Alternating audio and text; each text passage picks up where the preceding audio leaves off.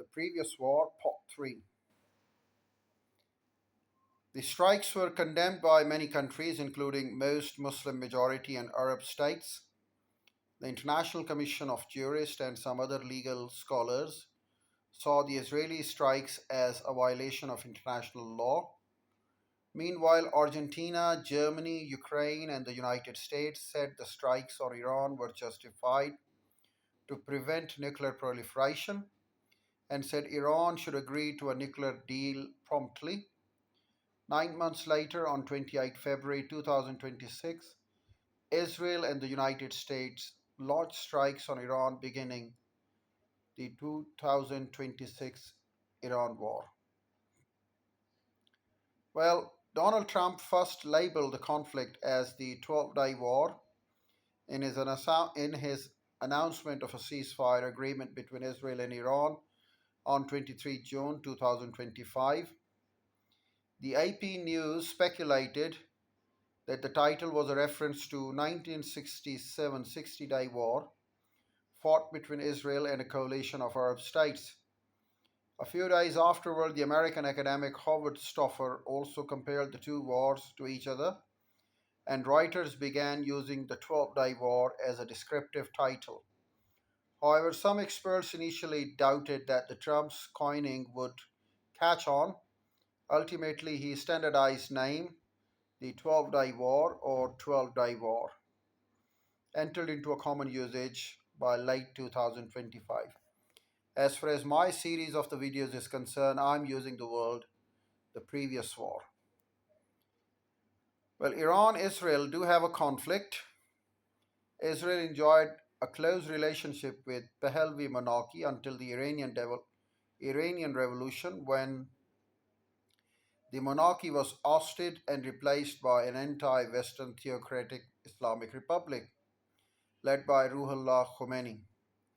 Ever since Iran's government has repeatedly pledged to destroy Israel, Israel considers the Iranian nuclear program an existential threat, fearing that Iran will develop a nuclear weapon.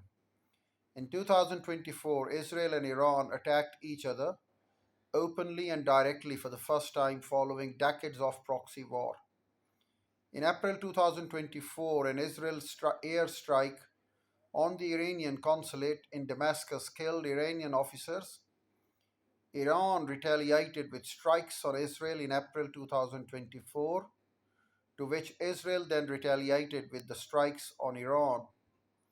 In July 2024, Israel assassinated Hamas leader Ismail Haniyeh in Iran's capital Tehran and then assassinated Hezbollah leader Hassan Nasrallah and prominent IRGC commander Abbas Niloufar-Shan in Lebanon in September 2024 in October 2024.